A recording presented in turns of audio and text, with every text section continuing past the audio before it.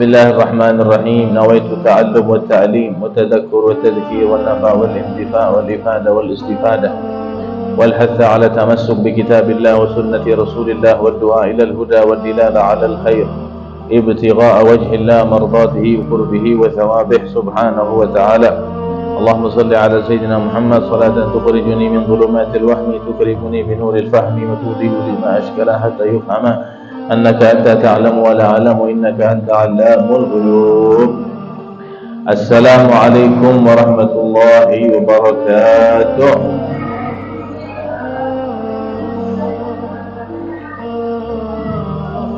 الحمد لله والصلاة والسلام على سيدنا رسول الله محمد ابن عبد الله القائم بحقوق الله ما ضاقت إلا وفرجه الله. اللهم صل على سيدنا محمد الفاتح لما أغلق والخاتم لما سبق ناصر الحق بالحق والهادي إلى صراطك المستقيم وعلى آله وصحبه حق قدره ومقداره العظيم. أما بعد سبحانك لا علم لنا إلا ما علمتنا إنك أنت العليم الحكيم. تب علينا يا الله إنك أنت التواب الرحيم. اللهم يا من مقاليد الأمور كلها بيده وإليه يرجع الأمر كله يا فتاح يا عليم افتح علينا وعليكم فتحا قريبا. رب اشرح لي صدري ويسر لي أمري واحلل عقدة من لساني يفقهوا قولي واهد قلبي وسدد لساني بحق النبي محمد صلى الله عليه وسلم وصحبه والآل. ربنا آتنا من لدنك رحمة وهيئ لنا من أمرنا رشدا.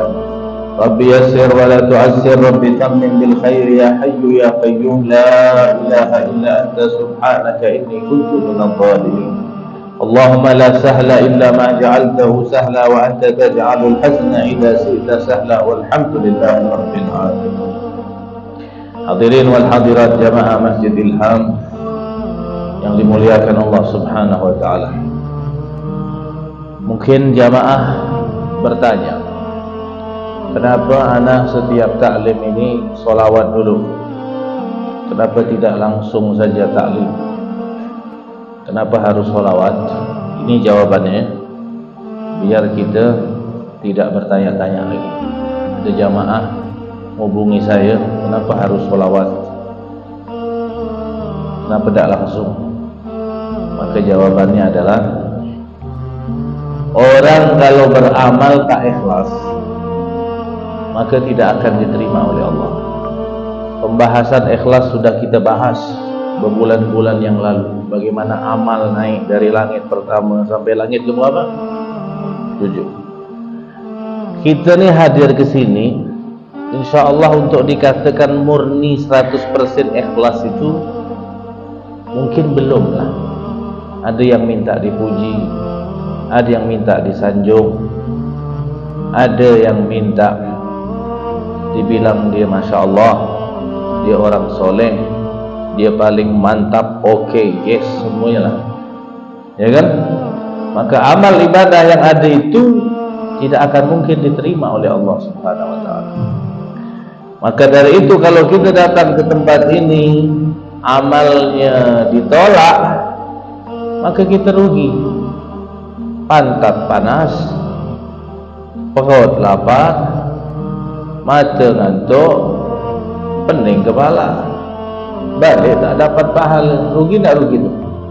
Itu yang anda sayangkan. Makanya kita mulai dengan solawat, karena solawat min asbabil qabul. Solawat walaupun kita riak diterima oleh Allah. Maka barokah solawat kita mulai di awal majlis. Mudah-mudahan walaupun kita masih ada riaknya, kurang ikhlasnya, semoga dengan solawat diterima oleh Allah. Itulah yang kita harapkan daripada solawat yang kita baca di awal majlis. Mudah-mudahan solawat ini menjadi sebab kabulnya doa-doa kita. Makanya anak setiap majlis tetap anak berdoa, walaupun doanya itu saja, tapi itu doa yang penting agar kita dikabulkan hajat-hajat kita oleh Allah Subhanahu wa taala. Maka kita berdoa mudah-mudahan dan kita sekarang masih berada di malam-malam yang mustajab doa. Mudah-mudahan Allah panjangkan umur, Allah sehatkan badan, Allah murahkan rezeki, yang sakit Allah sembuhkan, yang punya hajat Allah kabulkan, yang punya masalah Allah selesaikan, yang punya hutang Allah lunaskan, yang punya usaha Allah lancarkan, yang belum kawin cepat kawin. Banyak ke? Mudah-mudahan Allah berkahi hidup kita dunia akhirat, Allah wafatkan kita husnul khatimah, Allah karuniakan anak cucu salihin salihat, Allah kumpulkan kita bersama Nabi Muhammad, Allah jadikan ilmu yang kita pelajari barokah manfaat di dini wa dunia wal akhirah. Amin ya rabbal alamin. Alhamdulillah, kita lanjutkan pelajaran kita menyambung daripada hadis yang diriwayatkan oleh sahabat Abu Dzar dan Mu'adz bin Jabal, yaitu hadis tentang takwa. Ila an qala ittaqillaha haitsuma kunta wa atbi sayyi'atal hasanata tamhuha wa khaliqin nas bi khuluqin hasan. Kemarin kita membahas tentang apa yang disampaikan oleh Al-Imam Al-Ghazali tentang fawaidut taqwa, faedah-faedah orang yang bertakwa kepada Allah. Karena bertakwa ini perkara yang besar dan berat kita untuk sampai ke derajat al-muttaqin, sehingga pemberian atau faedahnya juga besar kita dapatkan kalau kita bisa bertakwa kepada Allah. Di antaranya kemarin, orang yang bertakwa akan dijaga dari segala musuh. Orang yang bertakwa akan diampunkan dosa-dosanya. Orang yang bertakwa akan mendapatkan cinta dari Allah. Orang yang bertakwa itu merupakan tanda bahawa dia orang yang paling mulia di antara manusia. Begitu juga orang yang bertakwa, terakhir kita bahas adalah faedahnya al-bisyaratu indal maut. Dia akan dapat kabar gembira di saat dia akan mati nanti. Di saat ajal datang menjemputnya, maka Allah akan memberikan kabar gembira bagi dia. Kemudian yang tidak kalah penting daripada faedah takwa adalah, dan ini yang kita harapkan semuanya, apa itu? An-najatu minan nar. Orang yang bertakwa dapat jaminan dia akan diselamatkan Allah daripada siksa api neraka. Setiap maghrib dan ba'da subuh kita dianjurkan oleh Nabi untuk baca doa Allahumma ajirna minan nar 7 kali. Ana pernah mendengarkan langsung dari guru mulia Al-Habib Umar pernah menyampaikan hadis ini. Beliau mengatakan, barang siapa yang baca Allahumma ajirna minan nar ba'dal maghrib 7 kali, ba'da subuh 7 kali, maka kalau dia mati pada hari itu, dia mati dalam keadaan husnul khatimah. Tadi kita sudah baca Allahumma ajirna minan nar. Andaikan kita mati malam ini, kita mati dalam keadaan husnul khatimah. Apa itu maksud doanya? Minta diselamatkan daripada api neraka. Tidak ada orang yang sanggup masuk ke dalam neraka. Ada jamaah ilham yang mau masuk neraka? Tidak ada yang mau, ya kan? Maka kita dikasih jalan oleh Allah. Kalau pengen selamat daripada api neraka, kuncinya adalah bertakwa kepada Allah. Allah katakan di dalam Al-Quran, "Tsumma nunajjil ladzina taqaw." Ayat sebelumnya, "Wa in minkum illa wariduha kana 'ala rabbika hatman maqdiya, tsumma nunajjil ladzina taqaw wa nadharu adh-dhalimina fiha jithiya." Tidaklah di antara kalian, kata Allah, melainkan semuanya bakal melewati siratul mustaqim. Lewat sirat, jembatan. Ini jembatannya kecil. Kata orang-orang tu bilang seperti rambut dibelah 7. Bukan kayak jembatan Kapuas. Itu pun masih macet. Tiap sore macet. Belum jadi-jadi. Ini jembatan kecil, manusianya selonggok nanti, tajam kayak pedang. Semuanya kita bakal lewat Siratul Mustaqim. Tak bisa absen. Orang tak mau, ya Allah, anda mau lewat jalan lain, tak ada. Semuanya bakal lewat Siratul Mustaqim. Wa in minkum illa wariduha. Tidaklah di antara kalian ini melainkan bakal melewati itu Siratul Mustaqim. Wa in minkum illa wariduha kana ala rabbika hatman maqdiyah. Dan itu sudah ketentuan dari Allah. Semuanya bakal lewat Siratul Mustaqim. Apakah semua yang lewat selamat? Tidak. Tsumma nunajjil ladzina taqaw. Kemudian kami akan menyelamatkan orang-orang yang bertakwa. Wa nadharu zalimina fiha jithiyah. Dan kami akan menyisakan orang-orang yang zalim, yang tidak bertakwa kepada Allah Subhanahu wa ta'ala. Jadi orang-orang yang tak bertakwa kepada Allah itu adalah orang-orang yang zalim. Apa orang-orang yang zalim? Orang-orang yang zalim dengan hak-haknya Allah. Dia tidak penuhi hak-hak Allah. Dia langgar larangan-larangan Allah. Itulah orang-orang yang zalim, yang akan nanti tidak selamat di Siratul Mustaqim. Di bawah itu api sudah berkobar-kobar di bawah Siratul Mustaqim. Mudah-mudahan kita dijadikan hamba-hamba yang bertakwa kepada Allah. Tidak mampu kita masuk neraka. Bagaimana syairnya siapa? Abu Nawas yang kita baca kadang setiap hari Jumat itu. Bahkan ulama mengatakan barang siapa baca syair itu 5 kali setelah solat Jumat, maka dia mati tidak diragukan dalam keadaan Islam.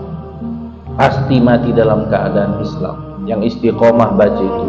Ilahi lastulil firdausi a'la wala aqwa ala naril jahimi. Tidak ada yang kuat dengan api neraka. Tapi kita mau masuk surga, kita tak pantas. Tapi kita tidak sanggup untuk masuk ke dalam api nerakanya Allah. Tidak ada yang sanggup.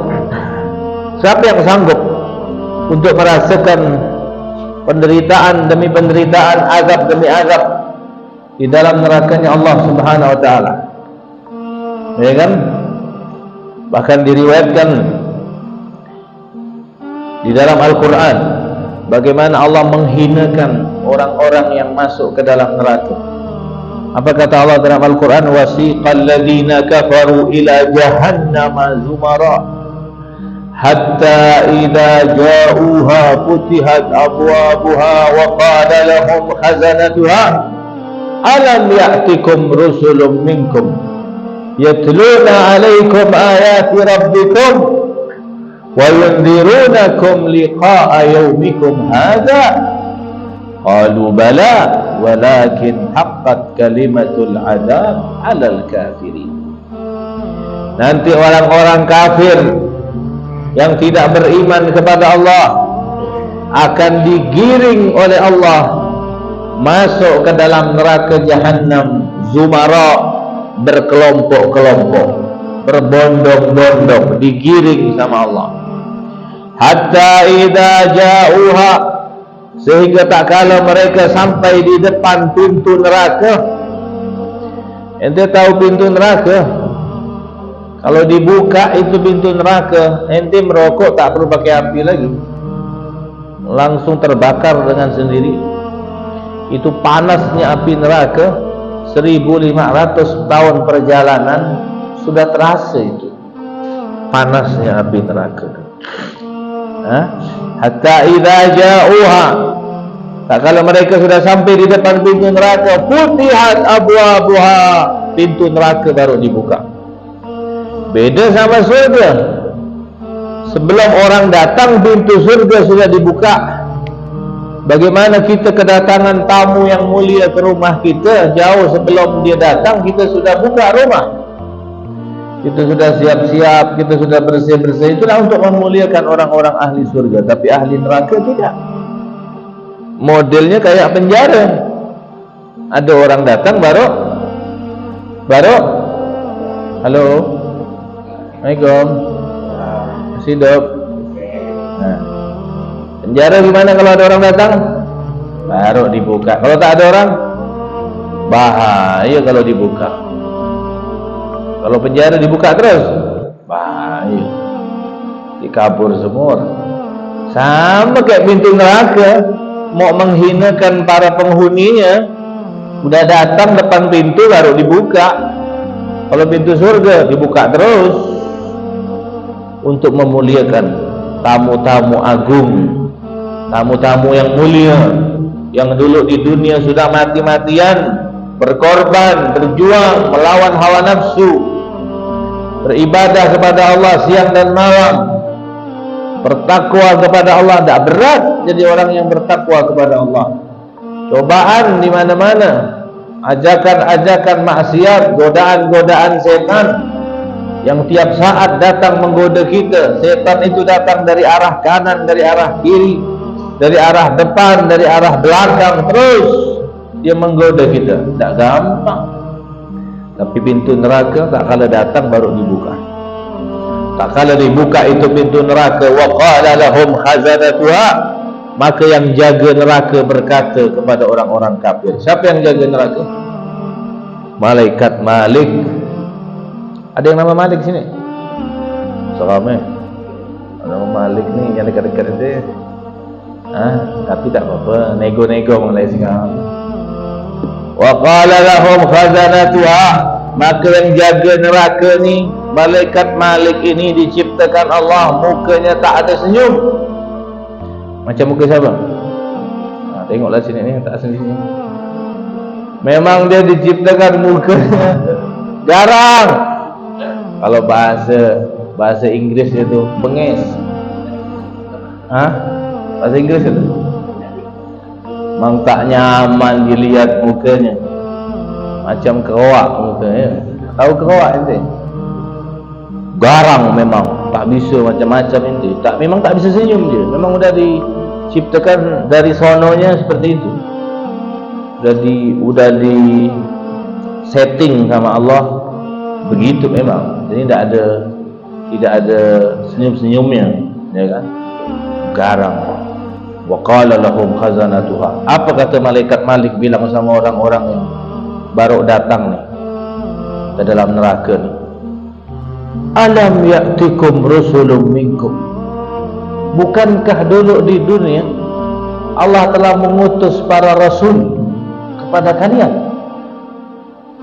Yatluna alaikum ayati rabbikum, telah membacakan kepada kalian, menyampaikan kepada kalian ayat-ayat Allah. Wa yunzirunakum liqa'a yaumikum hadha, dan mereka para rasul dan pewaris para rasul, para ulama telah mengingatkan kalian, memperingatkan kepada kalian akan pertemuan saat ini, artinya dengan kehidupan atau pembalasan di akhirat ini. Bukankah mereka telah menyampaikan kepada kalian? Apa jawaban orang-orang kafir ini? Apakah dia mendustakan? Tidak. Sekarang di akhirat baru dia ngaku. Apa dia bilang? Qalu bala. Iya wahai Malik, iya wahai malaikat, iya wahai penjaga neraka, Allah utus kepada kami Nabi, Allah utus kepada kami Rasul, ya kan? Allah siapkan majlis-majlis ta'lim, Allah hadirkan para ulama sebagai pewaris para Nabi dan Rasul, diberikan Al-Quranul Karim. Betul itu ada dulu di dunia, baru mereka mengakui. Maka Allah mengatakan, walakin haqqat kalimatul adab 'alal kafirin. Itu karena bentuk kesombongan mereka kepada Allah, sehingga Allah tetapkan azab bagi orang-orang yang kafir, yang mengingkari Allah Subhanahu wa ta'ala. Jangan coba-coba kita masuk neraka, na'udzubillah.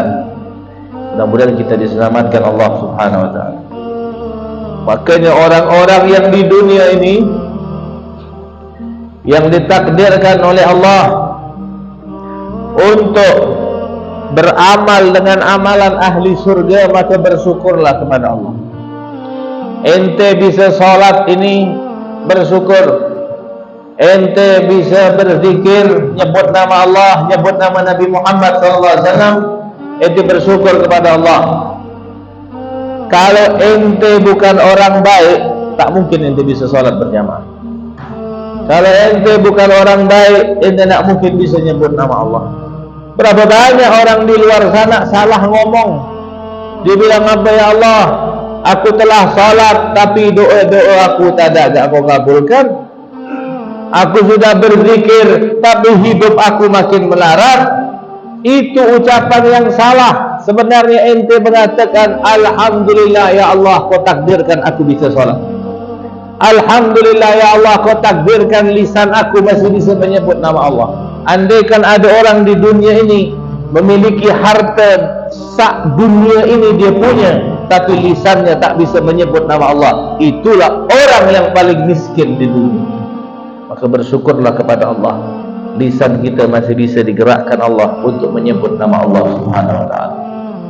Makanya kalau kita ditakdirkan Allah untuk beramal dengan amalan ahli surga, itu pertanda bahwa kita insya Allah akan masuk surga. Amin. Mudah-mudahan istiqamah. Tapi kalau Allah takdirkan kita untuk melakukan amalan ahli neraka, na'udzubillah wal iyadu billah, maka kita akan masuk ke dalam nerakanya Allah. Oleh karena itu hadirin yang dimuliakan Allah, bersyukurlah kepada Allah kalau Allah letakkan kita di tempat-tempat yang baik seperti ini. Masih adalah harapan kita nanti selamat di akhirat. Jangan jadikan materi urusan dunia sebagai patokan kita dekat atau tidak kepada Allah. Itu tak ada hubungannya sama sekali. Kita lihat nih sekarang nih, macam mana terjadi, ya kan? Baru-baru ini kita dengar ada lagi perselingkuhan pakai aplikasi Gojek apa? Mana cerita tu? Dia dengar ke cerita? Perselingkuhan artis sama-sama punya pasangan, bukan pakai WA lagi dah, chat dah pakai aplikasi Gojek. Macam mana cerita tu? Bisa ke pakai Gojek tu? Boleh dia test tak? Kenapa? Orang kalau mau bikin mau maksiat, kalau ada niat pengen maksiat, pasti ada jalannya. Dikasih jalannya, dikasih aksesnya, ada ya aplikasinya, semua bisa. Bukan salah aplikasinya, tapi salah orangnya. Dia tahu Buya Hamka kan? Dia pernah ada orang bilang, Buya Hamka, aku pergi ke Mekah, lihat banyak pelacur-pelacur di Mekah. Macam mana tanah suci ada pelacur, dia bilang. Apa kata Buya Hamka? Aku pergi ke Amerika, tak ada jumpa pelacur, dia bilang. Ente pergi ke Mekah nengok pelacur, aku pergi ke Amerika tak ada jumpa pelacur. Artinya bukan salah Mekahnya, bukan salah Amerikanya, kau nyari. Kalau kau nyari sesuatu pasti akan ketemu, betul? Orang kalau nengok orang nih sini siap sama orang, suudzon sama orang, pasti akan dapat kejelekannya orang. Tapi kalau kita punya hati yang betul, nengok orang semuanya betul. Kadang kita nengok orang ini salah ya terus. Memang hati kita bermasalah, betul tak? Ya begitulah kira-kira seperti itu. Aku pergi ke Amerika tak ada jumpa pelacur, ente pula. Walaupun orang jamaah Lembah Murah ini, kalau hatinya bagus tak ketemu, dia bincang-bincang sini. Betul? Tapi orang seberang sana malah nak pulang balik sini, nyari itu ketemu. Bukan salah aplikasinya. Ini kan lagi heboh nih, katanya apa? Perselingkuhan terkeren selama tahun 2023 pakai chat Gojek. Macam mana cerita? Ha? Sesuai dengan judul Gojek lah tu, setiap jalan ada katanya. Ya. Na'udzubillah. Jadi kalau ente sudah niat tak bagus, Allah kasih jalan. Pasti ada jalannya untuk ente berbuat tidak bagus. Tapi kalau niatnya bagus, Allah kasih juga kemudahan sesuai dengan niat kita. Kita niat jadi orang baik, jadi orang saleh, pengen bertakwa, ya Allah, gimana caranya nih? Allah kasih jalan. Walladzina jahadu fina lanahdiyannahum subulana. Siapa yang bersungguh-sungguh di jalan kami, sungguh-sungguh tapi jujur, Allah kasih jalannya sama Allah. Lanahdiyannahum, sungguh kata Allah, aku akan tunjukkan kepada dia subulana, jalan-jalan kami. Pakai jamak kan, aslinya sabil. Sabil itu jalan, subul jamak, subulana, jalan-jalan. Diberi banyak jalan sama Allah kalau kita betul-betul mau mendekat kepada Allah Subhanahu wa ta'ala. Di antara faedah orang bertakwa adalah akan diselamatkan daripada api neraka. Kalau kita betul-betul kepengen selamat dari neraka, ini Allah kasih jalan takwa. Ayo laksanakan perintah Allah, tinggalkan larangan Allah. Insya Allah kita diselamatkan daripada api. Jangan main-main. Itu dalam riwayat dikatakan, yusaku a'da Allah ilan nar, tusawwidu wujuhuhum wa tuzraqu ayunuhum wa yukhtamu ala afwahihim. Nanti orang-orang penduduk neraka itu, tak kala mereka masuk ke dalam neraka, tasudu wujuhuhum, muka mereka akan hitam legam. Biar kau di dunia pakai skincare, kalau udah masuk neraka mukanya bakal hitam. Makanya ada doa, ya Allah, Allahumma bayyid wujuhana yauma tabyaddu wujuh, yauma taswaddu wujuh. Ya Allah, putihkan muka kami di saat nanti di akhirat banyak muka-muka yang dibikin hitam oleh Allah Subhanahu wa ta'ala. Sekarang di dunia kau boleh suntik sana, suntik sini. Hah? Apa nama tu, Bu? Ibu-ibu ada yang suntik tak? Jangan. Mau cantik-cantik sekali di surga nanti, jangan tanggung-tanggung. Kalau masuk neraka pejan, hitam doang je. Ni muka yang hitam-hitam legam ni, nanti masuk surga mengkilat dia nanti. Ya kan? Mengkilat dia. Kalau di dunia kadang ni muka ya putih, leher hitam. Tapi kalau di surga semuanya putih. Di neraka tu, ini hadis yang ngomong, bukan anak pandai-pandai.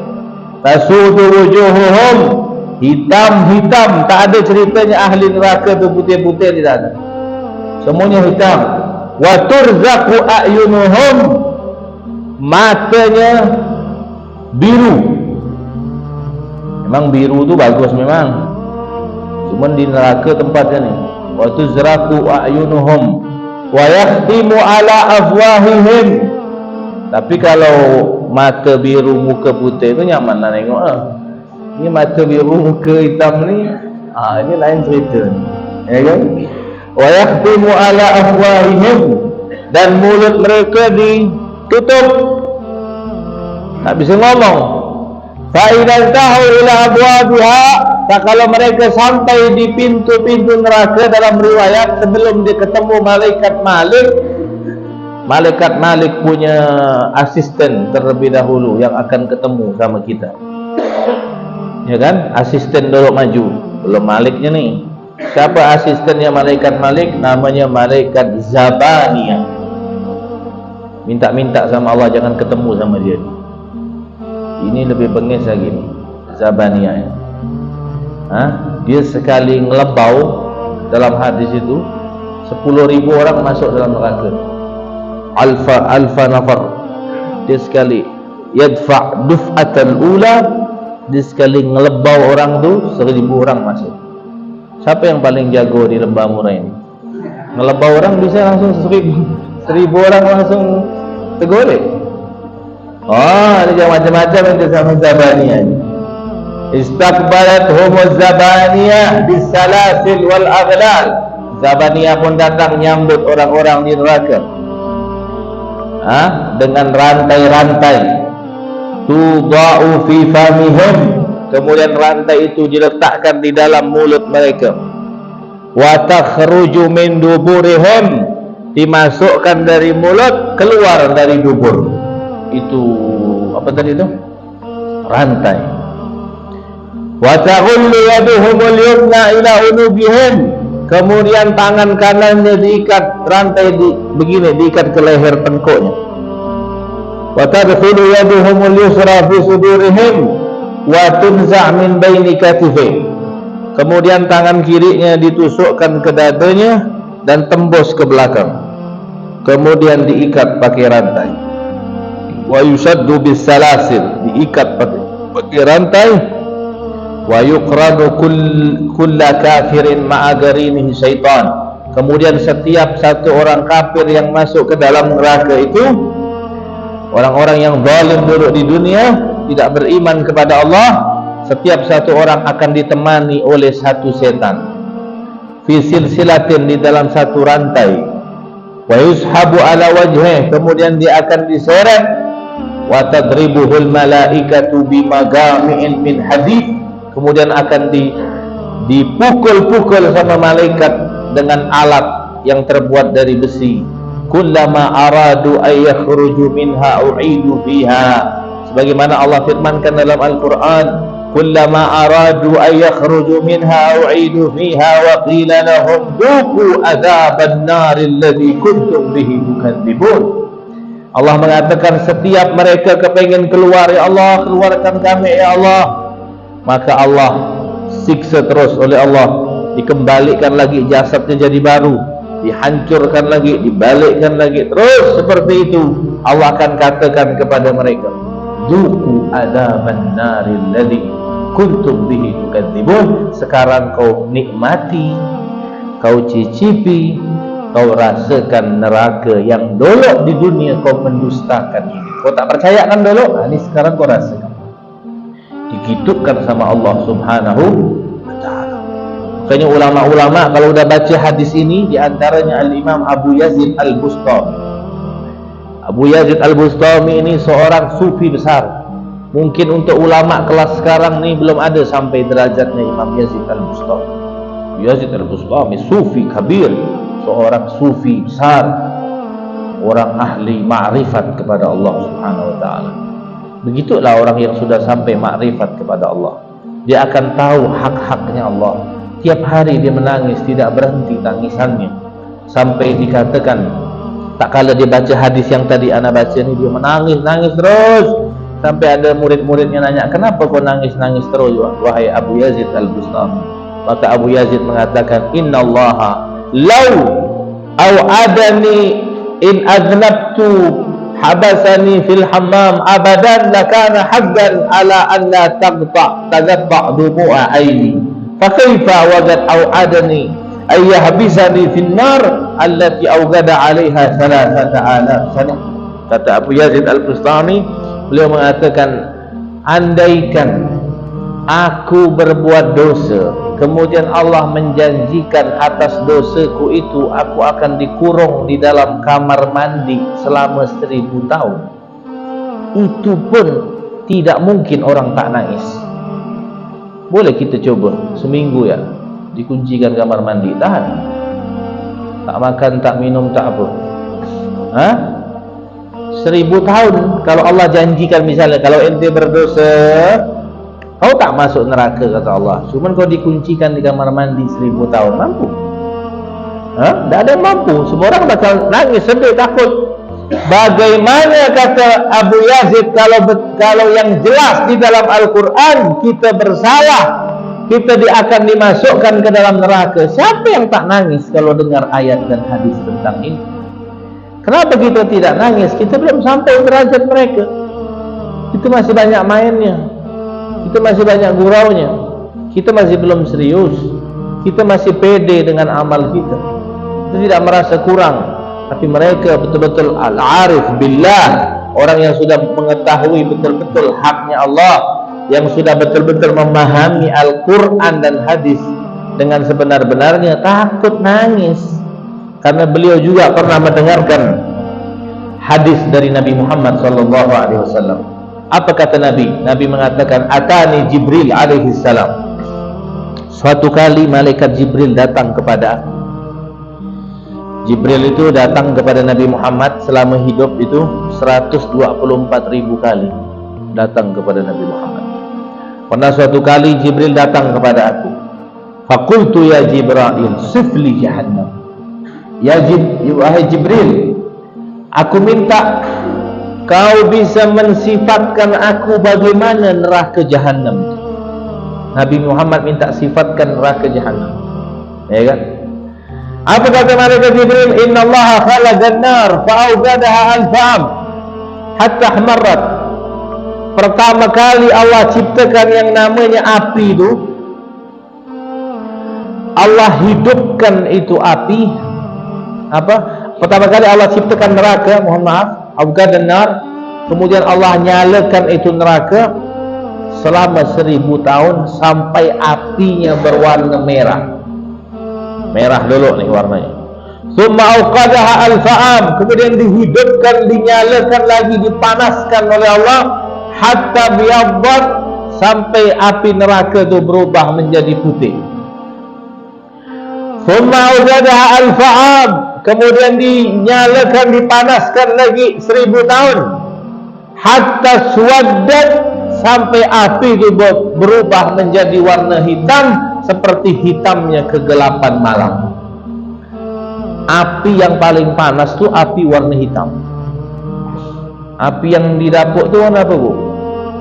Masih warna merah. Keren dia, ada merahnya, ada birunya. Tapi jangan keren-keren ya kan? Api yang paling dahsyat itu di neraka itu api warna hitam. Nanti pernah tak lagi tidur-tidur nyaman-nyaman nyenyak malam, tiba-tiba mati lampu, kamar gelap, AC mati, panas. Panas dalam keadaan gelap tu kayak orang tak bernapas, ya kan? Tak karu-karuan itu. Api yang paling dahsyat di neraka itu api warna hitam. Iswaddat, warna hitam. Fahiya sauda kan lailil mudlim, dia menjadi hitam seperti gelapnya malam. La yaskunu lahabuha, tidak akan pernah diam dia punya nyala apinya, tapi tak nampak warna hitam. Wala yatfa'u jamraha, tidak akan pernah selesai yang namanya panasnya. Makanya tak kala Allah menciptakan Nabi Allah Adam alaihi salam, Nabi Adam bingung pengen masak, tak ada api. Akhirnya Allah perintahkan malaikat Jibril, ya Jibril, kau pergi ke malaikat Malik, minta api sikit, Adam mau masak. Belum ada api pada saat itu. Pergilah malaikat Jibril kepada malaikat Malik. Sampai di malaikat Malik, kata malaikat Malik bilang, kau pengen berapa banyak api ni? Kam turidu minan nar, kau pengen berapa banyak dari api neraka ni? Kata Jibril, uridu minha miqdara tamrah, aku pengen seukuran kurma lah, tak banyak, sak kurma. Besar tak kurma tu? Sak kurma. Apa kata malaikat Jibril? Lau a'taituka miqdara tamrah la dhabatis samawati as-sab' wal arduna min harriha. Kalau aku berikan kau sebesar biji, sebesar kurma itu, maka apa yang terjadi? Langit dan bumi ini akan, apa namanya itu kalau kena api itu? Akan meleleh, saking panasnya api neraka baru sebesar kurma. Udahlah, kata malaikat Jibril, a'tini nisfaha, kalau begitu kasih sepotong saja, ukuran sepotong kurma. Apa kata malaikat Jibril? Lau a'taituka ma turidu lam tanzil minas sama' gatrah wala yambut minal ardi nabat. Kalau ku kasih kau satu biji kurma, maka langit bumi akan cair, akan apa? Meleleh. Kalau aku beri kau separuh, maka langit tidak akan menurunkan hujan lagi, panas, dan tumbuhan tidak akan tumbuh. Itu separuh ukuran biji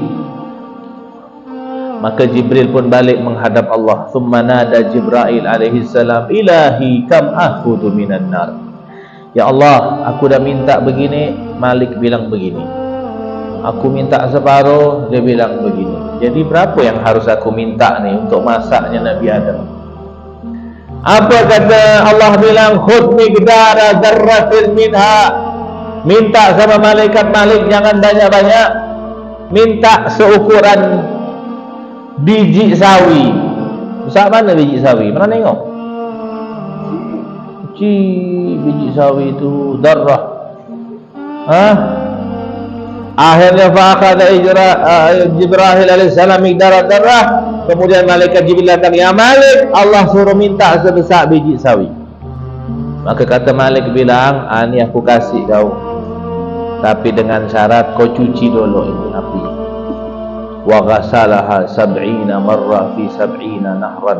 Maka dicuci api neraka yang sebesar biji sawi itu 70 kali di 70 sungai. 70 kali dicuci di 70 sungai. Ukurannya hanya, jangan macam-macam. Maksiat, kecil. Kecil. Nanti kau ngerasakan kecil ya. Makanya kalau diajak majlis nih, jangan tak mau. Kalau ada kawan, yuk majlis yuk solat jamaah yuk. Dah kata dia.